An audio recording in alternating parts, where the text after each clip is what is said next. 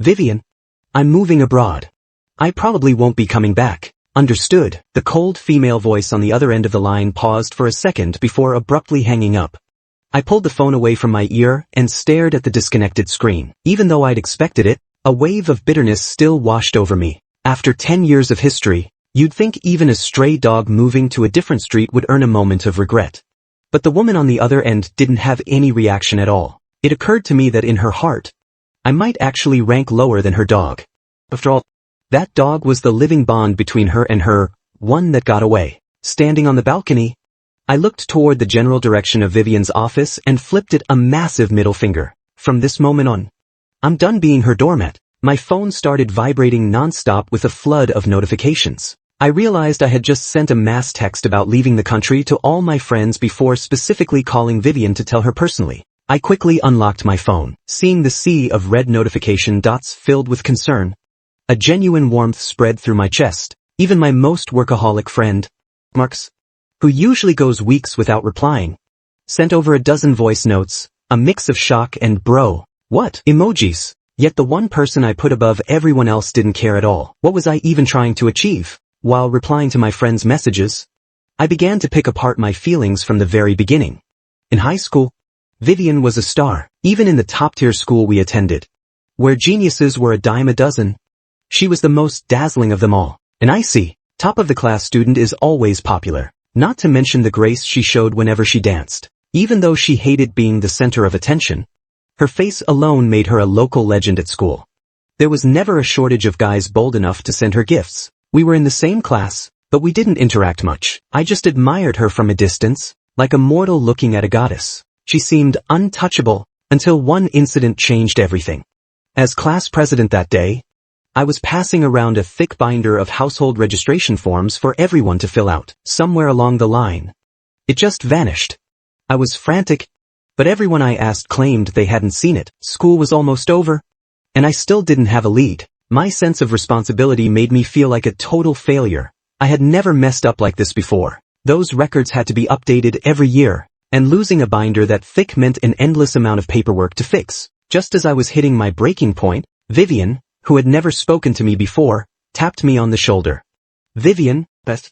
Surprised, I found it, she said. She was always a woman of few words. It was with my desk mate. She fell asleep on it. I looked past Vivian's shoulder. I saw her desk mate looking absolutely pathetic, apologizing as if she'd just been scolded by Vivian. All the frustration I'd felt all afternoon vanished in an instant. Thank you, said. Vivian handed me the binder, and then added, don't push yourself so hard. I didn't realize you were the caring type. I joked, but in that moment, I knew a tiny seed had started to sprout in my heart. I had a habit of taking everything on my own shoulders because I liked being someone people could rely on. But that day, only Vivian noticed the emotions I was struggling to keep in check. By the time I finished the data entry, the sun was dipping below the horizon. I stretched as I walked out of the office, only to see Vivian's silhouette again. You haven't gone home yet? I asked. I take the Route 45 bus too, she replied, leaning against the wall in her clean school uniform. What? I watched the golden hour light up the edges of her hair and shoulders. Had she been waiting for me this whole time? Let's go, Vivian said, grabbing her bag and leading the way. Right, I snapped out of it, a huge grin on my face as I chased after her. That chase lasted 10 years. We went through high school and entered the same university together. Vivian remained her cold, distant self, while I became the one constantly initiating, trying to be a part of every corner of her life. I helped her with every assignment and every project, digging up research and pulling strings for resources. If she was sick or had an emergency, I was there without fail. When she joined the debate team, I spent hours help her rehearse and find counterarguments. My favoritism was blatant. Everyone knew.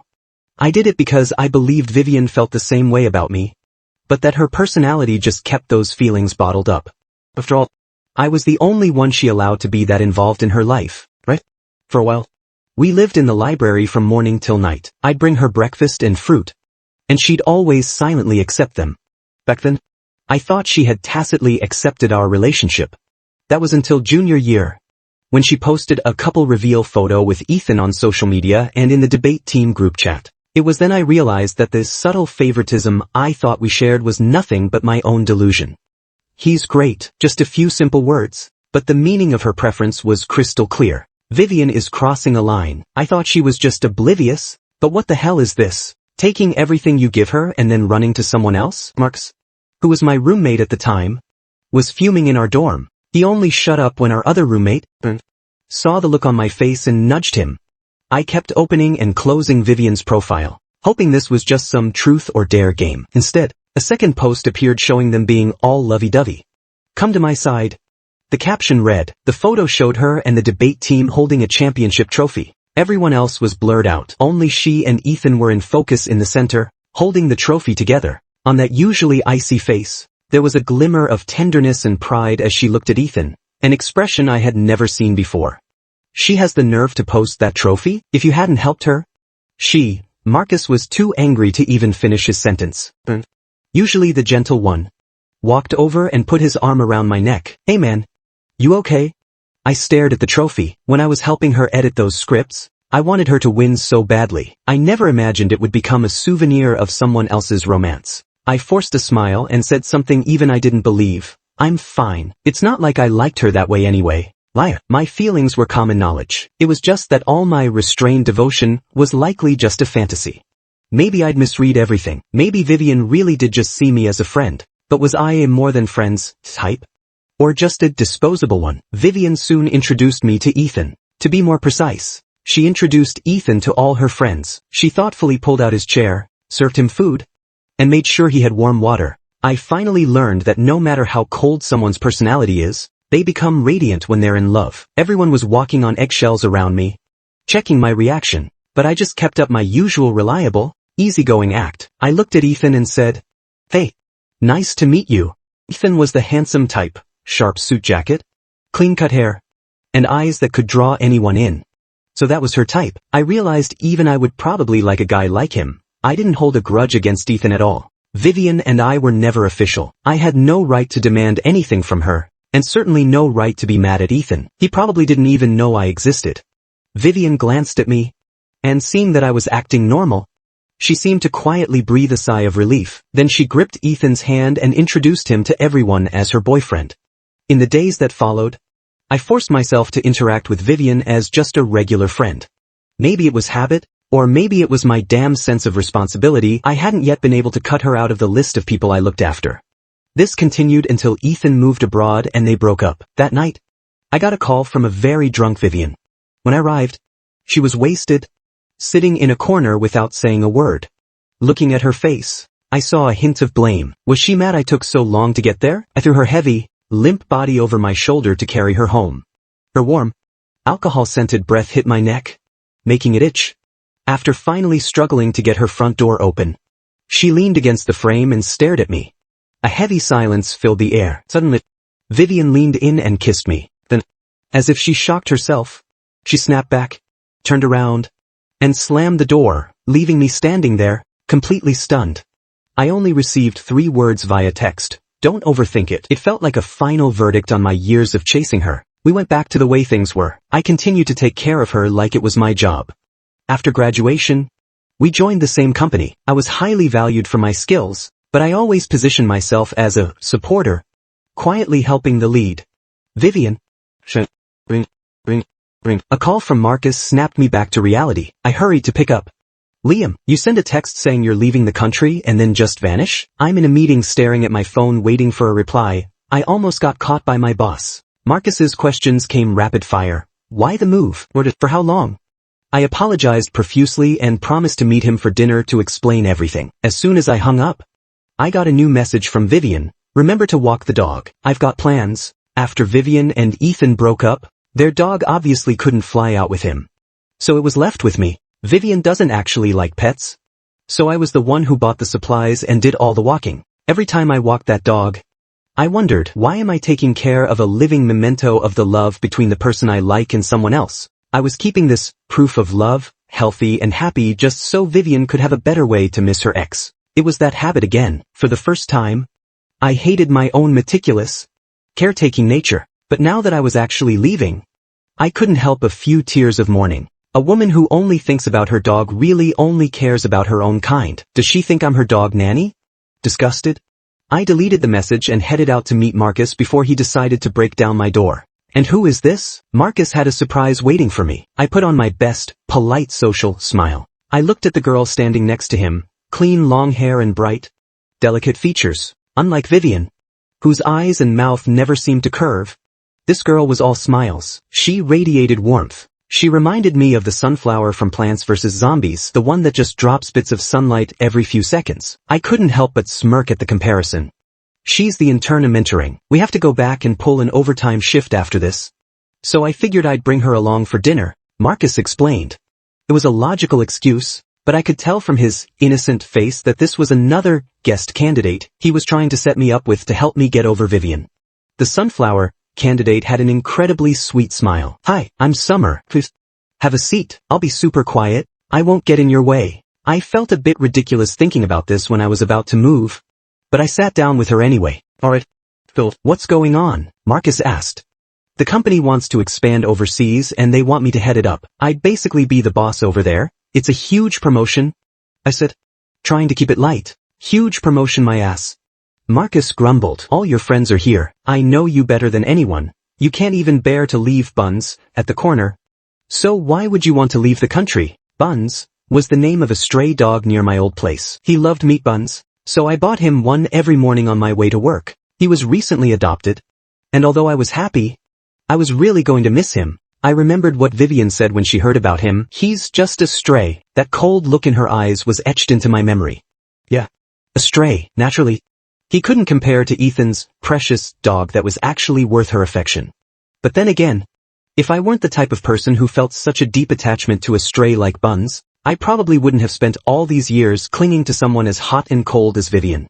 I like Buns, too, Summer chimed in. Having listened quietly until now, she looked straight at me and added, if you're not used to eating alone, you can always bring some to me. Why are you talking like you're a puppy? Marcus teased from the side. Just moments ago, I was feeling down because of what Vivian had said, but now I found the corners of my mouth curling up involuntarily. Is this what they call the sunflower effect? Ethan is coming back to the States, I said, realizing how surprisingly easy it felt to say those words out loud. Vivian wants to poach him for our company. I don't hate the guy, but I'm not exactly thrilled about the idea of watching the two of them together every day. Are you kidding me? Marcus slammed his chopsticks down so hard they nearly snapped. It's the same old story. You're the one who helped her get her footing on the debate team and at work. And now she's going to use your hard work to pave the way for someone else. I did that work for my own career. She just happened to benefit. I argued weakly, though my voice trailed off under Marcus's death stare. Can't you just switch companies? Summer chimed in at the perfect moment. If you move abroad, I'll hardly ever get to see you. Besides, you didn't do anything wrong. Liam, why should you be the one to leave? Usually, when Marcus introduced me to potential dates, I would just be polite and keep my distance. But looking into Summer's sincere, bright eyes, and having been made to laugh by her several times already, it was hard to stay guarded. Maybe I'm just an idiot, I said, not even noticing that my tone had turned slightly playful. Marcus's eyes darted between us before finally landing on Summer with a knowing, mischievous look. Girl, nice move, he seemed to think. She's right, Marcus agreed. If you don't want to see them, just jump ship. You've been at that firm since graduation. It's high time you leveled up anyway. Switching companies was clearly the better move. Why was I so set on a transfer? I fell silent, realizing I was probably just acting out of spite. Back when Ethan moved away and they broke up, I had wanted to use that same distance to cut Vivian out of my life for good. But what was the point of being petty now? Liam, my mentor's firm is actually hiring right now. She and I are really close. You should totally give it a shot, Summer suggested. Which one? I asked. When she told me, I realized it was a top-tier firm. It's perfect for you. You're so talented and handsome. The interview will be a breeze, she encouraged. You got that right? Marcus added. Liam here was a straight-A student with scholarships every year. Summer gasped. Wow. Liam, what else have you done? Oh, that's just the tip of the iceberg. Marcus continued, acting like a proud parent showing off his kid. Back in college, people were lining up to date him, but I watched them go back and forth, practically deciding my career path for me. Marcus was listing my achievements to Summer like he was reading a resume. I had to cut him off. Wait, I haven't even decided to quit yet. No way. What am I supposed to do if you leave? Marcus said. switching to a guilt trip. He knew I had a soft spot for my friends. Back in college, when he had a high fever and tried to tough it out, I was the one who stepped in. I had taken better care of him than a hospital would, getting his meds, keeping him hydrated, and staying by his side in the dorm for 2 straight days. My parents are out of town, and I'm all alone in this big city. Don't leave me, Marcus wailed theatrically. Yeah. I'm all alone here, too. Summer added, playing along. Alright, enough, I said. Feeling helpless but amused, I looked at Summer. Didn't you just say your mentor was your work sister, and everything would be fine? Summer gave me a playful wink. A girl can be lonely. Honestly, I really don't want you to go. I realized that my plan to move abroad was just a rare moment of pettiness. I wanted to see if Vivian would show even a hint of regret or try to make me stay. And the result? She was more worried about the dog. It was a childish game. I looked at Marcus and Summer sitting across from me. Maybe this was what I needed to see who actually cared about me. Goodbye, Vivian, I said quietly to myself. Years of unrequited love and her hot and cold attitude had pulled me under. But the moment I decided to let go, I felt incredibly light. Ding. I checked my phone. The first message was from Aaron. And he sounded just as shocked as Marcus had been, thinking about how his calm, gentle demeanor contrasted with his frantic texts made me smile. I had spent way too much energy focused on Vivian. I had forgotten that there were so many other people in this city who actually loved me, but my good mood soured the moment I saw a message from Vivian, a single question mark. I used to reply to her instantly. This time, I left her on read for half the day. Suddenly, a QR code appeared in front of my face. I looked up to see Summer. Liam, don't let one woman ruin your night, she said. Summer's hint was clear. There are plenty of other women in the world. I hadn't realized she could be this forward. Look at her go, Marcus joked from the side. Get that contact info. But I really gotta get back to work. Summer, help me. By the end of dinner, I had a new job lead and Summer's WeChat. Everything was looking up. Like things were finally moving in the right direction. Walking home in the evening breeze, I felt remarkably relaxed. Was it because of Summer? But shortly after I got home, there was a loud rapping at my door. I opened it to find Vivian standing there in her business suit, arms crossed. You didn't walk the dog, she said. Of course. Her first priority was the dog. I was surprised by how much stronger I felt. I'd been fuming since this morning, but seeing my prediction come true so accurately actually made me feel a bit smug. I was busy, I said.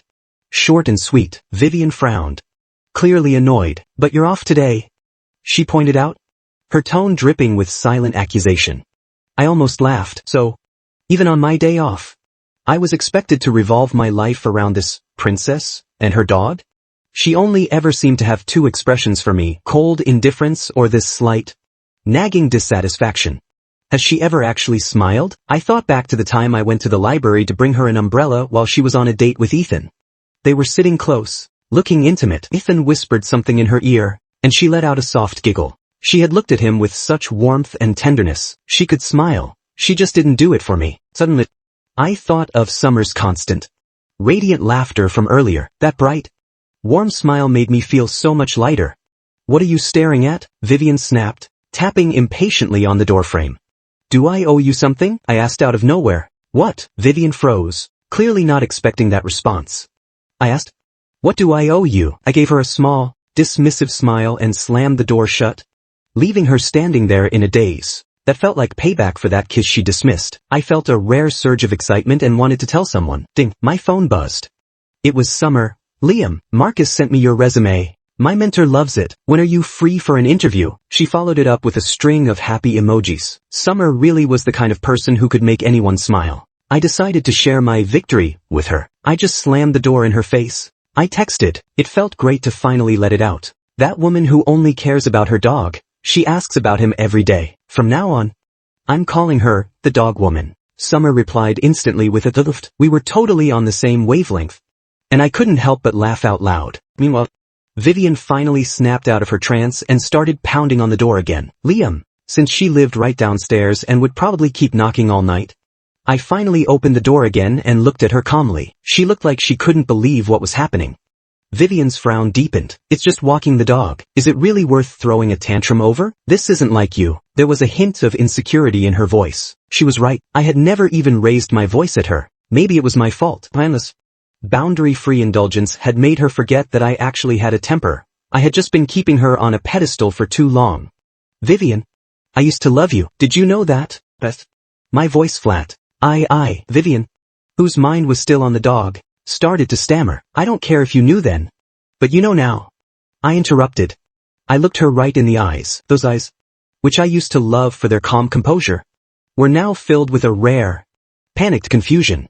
Does it seem right to you to make someone who's in love with you walk your ex-boyfriend's dog? After 30 seconds of silence, Vivian regained her usual poise. We've always just been friends, she said. Right? Friends? I said with a self-deprecating laugh, but never as good a friend as Ethan. Right, sorry. But you'll have to walk the dog yourself. He's coming back soon. Isn't he? About him and me, Vivian started to say. And about you and me. I cut her off. Let's just be strangers from now on. I shut the door again. And this time, she didn't knock. Maybe mentioning Ethan reminded her that she needed to keep her distance so he wouldn't get the wrong idea. What a perfect girlfriend she was. I remembered the first time I met Ethan at that group dinner. I had stepped out to use the restroom and overheard a conversation as I was coming back. Someone who didn't like Vivian was intentionally praising me in front of Ethan. Liam is actually pretty handsome, right? He was even interviewed for the school blog. He's smart and talented. He's pretty average. Vivian had replied after a pause. Not as good as you. She added to Ethan. You're just talking nonsense. Ethan had joked. Vivian's voice was as cold and detached as ever. But her words chilled me to the bone. I was in his class for 3 years in high school. There's nothing special about him, she had said, while quietly taking Ethan's hand. That night, I had slipped away without even saying goodbye. Coming back to the present, I realized I had been lying to myself for a long time. I had ignored her coldness toward me and her obvious devotion to Ethan. I had been clinging to memories only I cherished, chasing after her shadow. In a way, I was the one who let things get this bad by enabling her. Time for a change, I told myself. I went into the office and handed in my resignation. My boss was disappointed but gave me the usual good luck speech. I had a few days of handovers before I was officially done. On my way out of the office, I ran into Vivian, who looked miserable. You're quitting? Why didn't you talk to me first? She demanded, blocking my path. If I don't quit, where is Ethan going to sit? I found that talking back to her felt surprisingly good, way better than my old ways. There's room for both of you, Vivian tried to say, but her phone started ringing.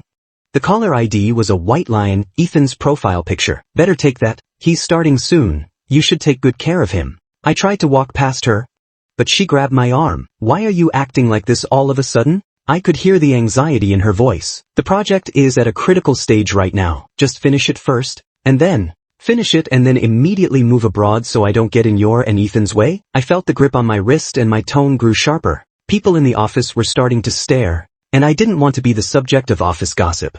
Ethan's major and his internships don't even fit this company. Do they? He wouldn't even be an intern here if you hadn't personally vouched for him. He's interested in the industry. And we're alumni. I'm just helping him out. We're alumni.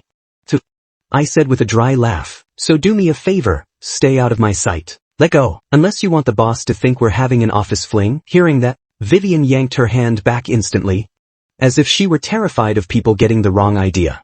I snorted and turned to leave. Behind me, Vivian stared at my retreating back, her expression unreadable. She felt lost. Ever since that phone call about me leaving, everything had changed. Why have you become such a stranger? She forced herself to pull her emotions together and return to her desk, trying not to let anyone notice. The files I had organized for her project were still sitting on her desk, along with the snacks I'd prepared so she wouldn't miss lunch. For some reason, she had a premonition. All these things she had taken for granted would never come back. Quitting was supposed to be a happy occasion, but Vivian had ruined the mood. So that night, I called Marcus again. Marcus agreed immediately. Remembering the great chemistry between him and Summer, I brought her along that evening. I'm just giving you some eye candy to look at. I didn't force her to come, Marcus joked, clutching his coffee. Admiring the two of us sitting together. You guys look like a perfect match. Oh, by the way, I got these comp tickets for a play tonight from a partner firm. You two go, he said, handing us the tickets. Liam, stop moping about that drama and go clear your head. Don't tell me you're working late again, I said, patting Marcus on the shoulder. Your company is really running you into the ground.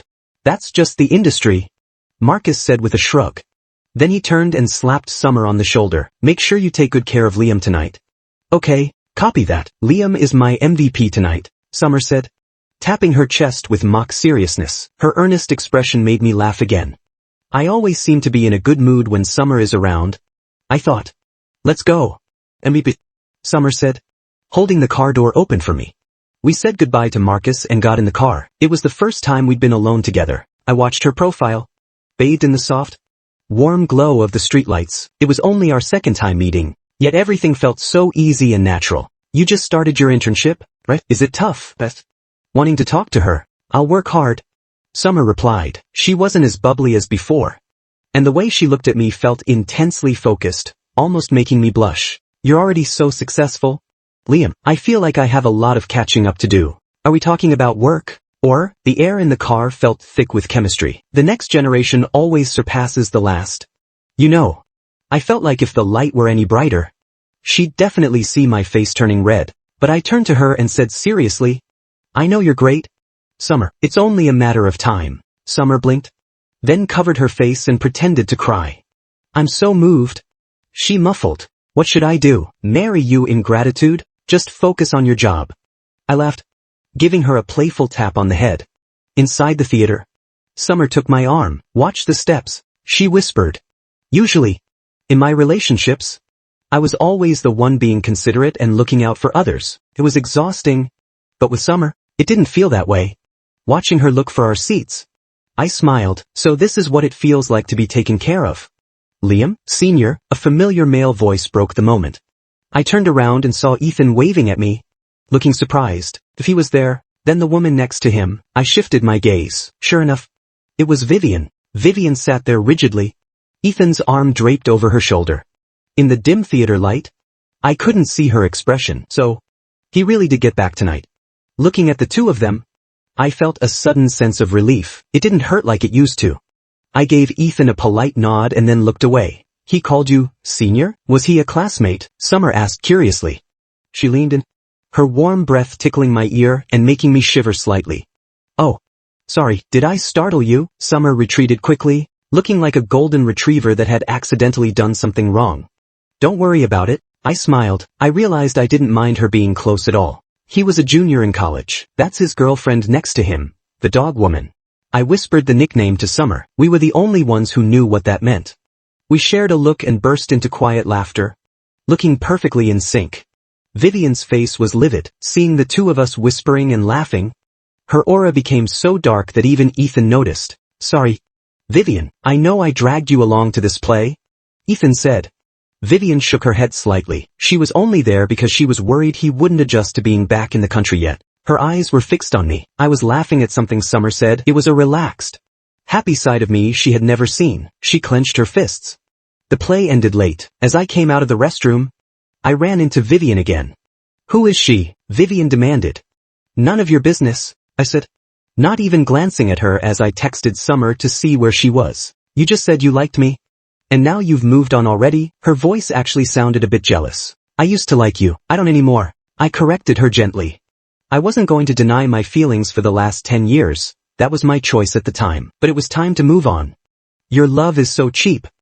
You've only known her for a few days. I never expected Vivian to say something so petty. She isn't cheap, I said, looking at the stranger. And neither am I. I'm just worthless in your eyes. A hand landed on my shoulder. I turned and looked into Summer's gentle eyes. You heard all that? I asked. The car I ordered is here, she said. Let's go home. She linked her arm through mine and started walking away, giving Vivian a triumphant, almost boastful look before we left.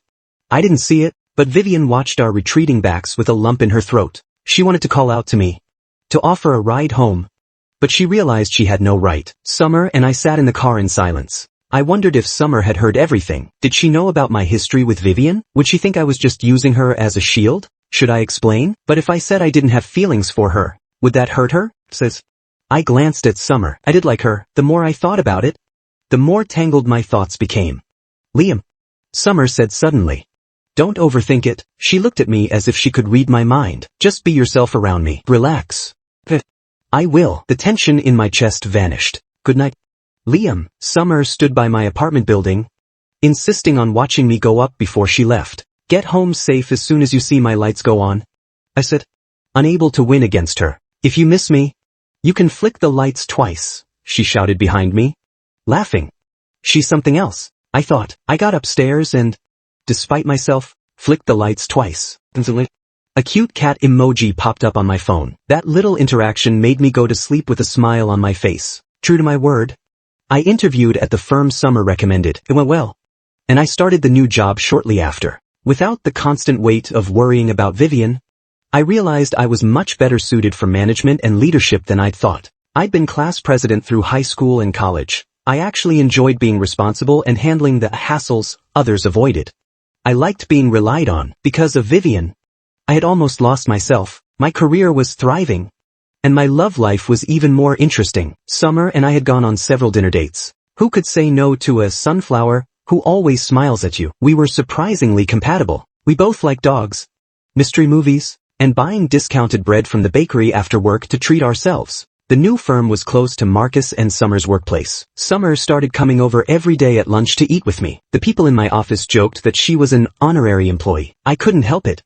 Summer showed up again today with 2 lunchboxes. What if my Liam gets hungry? She teased. I ruffled her hair and handed her the drink I'd bought in advance. Got a lot of work today? Summer sat on a high stool in the lounge, looking as cute as a parrot perched on a branch. I'm still new, so the workload isn't too bad yet.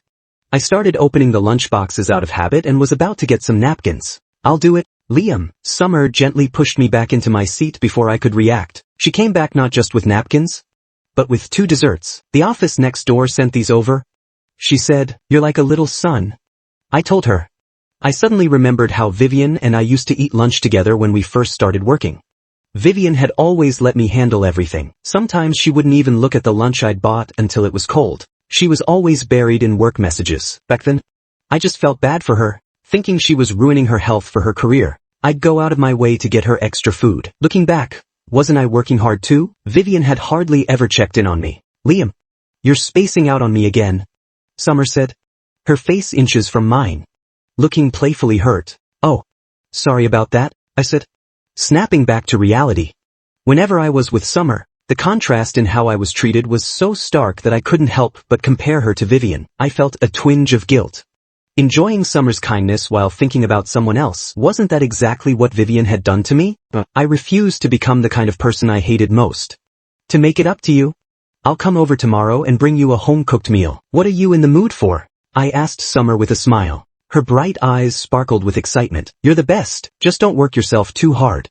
Okay, that evening, I stayed busy in the kitchen. Every seasoned office worker eventually learns to cook well just to save a few bucks. I did my best to make everything perfect, wondering what kind of flavors Summer liked most. Another knock at the door. I thought it might be a delivery, but when I opened it, I was met with Vivian's miserable face. She used to be like an ice queen, completely expressionless. Every time she saw me, she looked like she was grieving, as if I had somehow wronged her. Is something wrong? I asked. Nothing happened between Ethan and me, Vivian blurted out. For the past few days, she'd watched Summer wait for me downstairs every day like a persistent little flea. Though Summer never came up, our goodbyes downstairs always took forever. That has nothing to do with me anymore, I said, feeling speechless. I moved to close the door. Wait, Vivian braced her hand against the door. Don't you love me? Let's be together. Hearing the confession I had spent 10 years waiting for, I felt nothing but a sense of irony. Vivian, said. Her eyes lit up at the sound of her name. A confession that feels like a charity handout. Who are you trying to satisfy with that? I had no idea what had gotten into her or why her attitude had shifted so drastically over the last few days. We've always been together. Can't we just keep it that way? She asked, her voice tinged with a rare note of desperation. Buddy really misses you, she added. We were never together, I pointed out coldly. You and Ethan were the ones who were together. Vivian slumped her head in defeat. Let's keep a little dignity for both of us. Take care of that dog. He's your responsibility. I leaned against the door and fell silent. I remembered high school graduation, when so many people were taking their last chance to confess their feelings. I had hesitated before walking up to her. Vivian, let's go to Adam's U together. Before I could even finish, she looked at me with determination and hope. She said. I was overjoyed, thinking it was an invitation to build a future together. Fragments of memories flashed before my eyes, sitting at adjacent desks discussing problems, waiting by the dance studio door for her to finish practice so we could take the Route 45 bus home together, standing side by side on the podium to receive awards. How did we end up like this? I let out a long sigh. The next day, I brought the bento to Summer's office as promised. She hugged the lunchbox tightly, dramatically claiming she was going to take it home and put it on an altar. I couldn't help but laugh. Marcus pulled her aside and whispered mischievously, "So, how are things progressing between you two? Stop being such a gossip," I said, playfully punching Marcus's shoulder. I wondered what Summer and I were exactly. Maybe we were just one step away from something real, just like Vivian and I used to be. But sometimes, if you miss the chance to take that leap, you miss it forever. Would Summer turn out like the old Vivian? I watched Summer enthusiastically eating my cooking, her cheeks puffed out. Then I wondered, had Vivian's influence truly faded? Was being with Summer just a way to distract myself? Was that fair to her? "Liam, you're overthinking things again," Summer said, leaning in close to look me in the eye. She always seemed to catch my moments of doubt and resolve them effortlessly. I realized then that Summer was definitely not just a rebound or a way to fill a void. "Don't think about it, just eat. If you don't finish your work this afternoon, Marcus will lose it, and he's scary when he's mad," I joked. "Swear, Ethan was talking to Vivian. Anyway, thanks for looking out for me lately." "Vivian, I've decided to go with another firm that fits my major better," he said with a smile. "You would have had an easier time here," Vivian said, thinking of his best interests. "I'm not a kid anymore. I know what's best for me." Ethan shifted the conversation. "Actually, I want to become someone as reliable as Liam. He has clear goals and handles everything effortlessly, whereas I always seem to be scrambling." "You're fine the way you are," Vivian said. "Being with you is easy. You have your own way of thinking." Ethan turned serious. "Someone as kind and strong as Liam has always been my role model. He's like the sun, taking care of everyone around him. I really admire that." Vivian fell silent. For years, she had grown accustomed to my meticulous care. Even when we first started working and everyone praised my reliability, she took it for granted. She treated it as mere politeness, like a fish that forgets the water exists because it's always there. Ethan's words made her feel a strange sense of unease. "You've changed a lot during your years abroad," she said. Ethan laughed and changed the subject. "How's the dog? We bought him together, but I ended up leaving him with you when I moved away. If you're too busy to look after him now, I can take over. Buddy is getting older. He needs good care." At the mention of the dog, Vivian became even more quiet. She didn't really want to give him up, secretly hoping I might come by one day to visit him. But our recent conversation made her realize she hadn't actually taken much responsibility for him. She had just enjoyed my help. "You should come and take him," she finally said. That night, Vivian returned to an exceptionally cold and empty home. The plants were yellowing from neglect, and wrinkled clothes were strewn across the sofa. The fridge was empty. She suddenly remembered that I wasn't there anymore, making up excuses about buying too much just to keep her kitchen stocked. Buddy greeted her, wagging his tail and whimpering softly. Vivian realized the automatic feeder was empty. It took her forever to find the kibble in the back of a cupboard. I used to be the one who handled all of this, sitting on the sofa.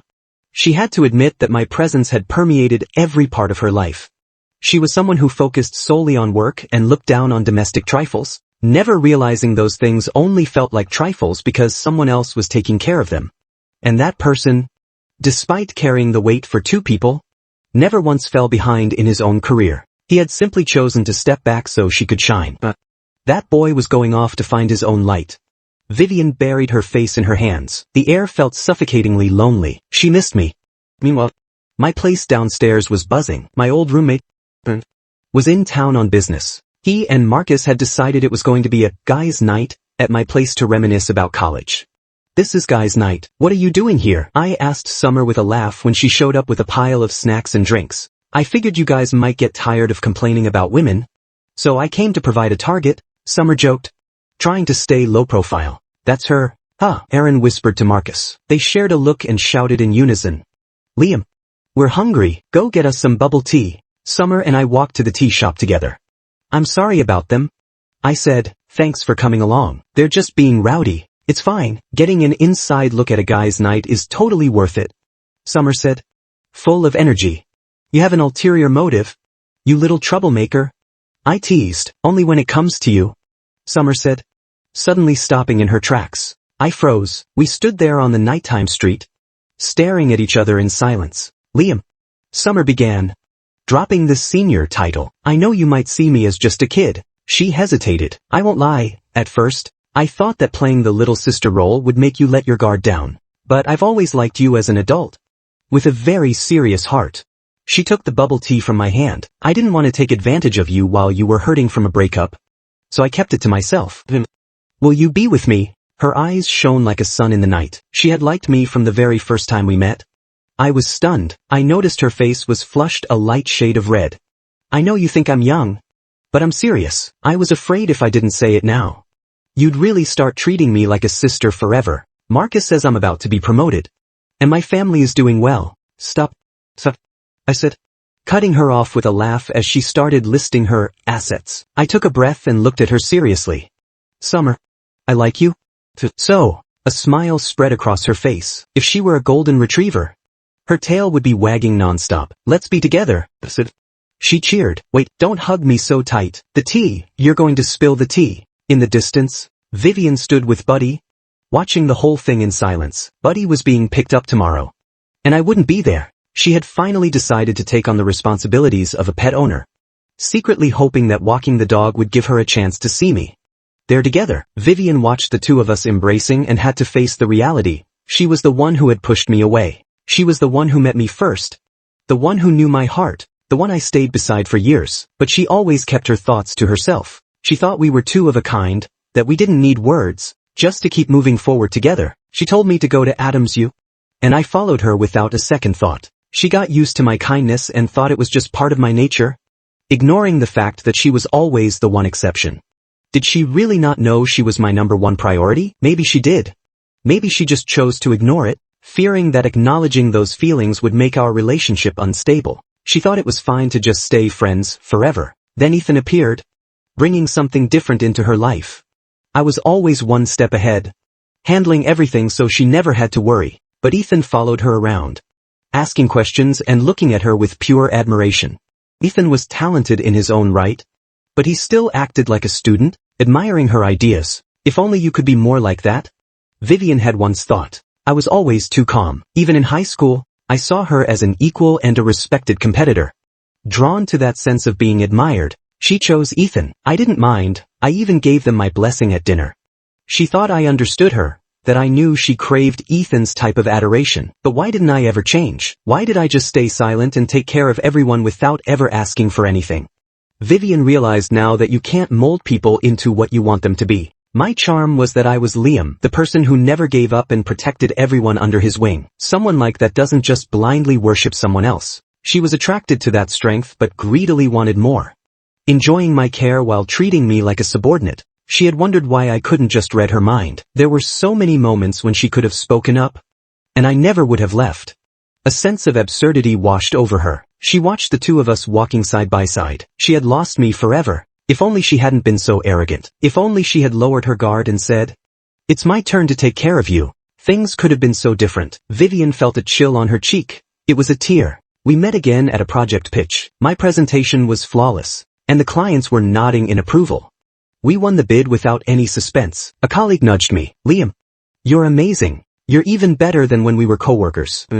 I hate having the dream teammate on the opposing side. Vivian watched from the crowd as I shook hands with the clients. I was shining. She saw me walking away and wanted to catch up to say a few words. "Liam, over here." A familiar voice cut her off. It was Summer. Summer opened the car door for me. "My mentor said you were incredible. Your proposal blew everyone else out of the water. My Liam is the best. I'm making you something amazing for dinner tonight," she said excitedly. "You're getting sweeter every day," I said, pinching her cheek. How was work? Our conversation was easy and light, the kind of open affection and blatant favoritism she and I never had. Vivian watched us get into the car, her head hanging in defeat. She had lost. In the car, I glanced back for a moment. "What's up, Liam? Forget something?" Summer asked. "No," I said with a smile. "I was just thinking of a really difficult dish to test your skills." "Oh, bring it on. Chef Summer is going to leave you speechless tonight." I laughed. As long as she was by my side, everything was perfect.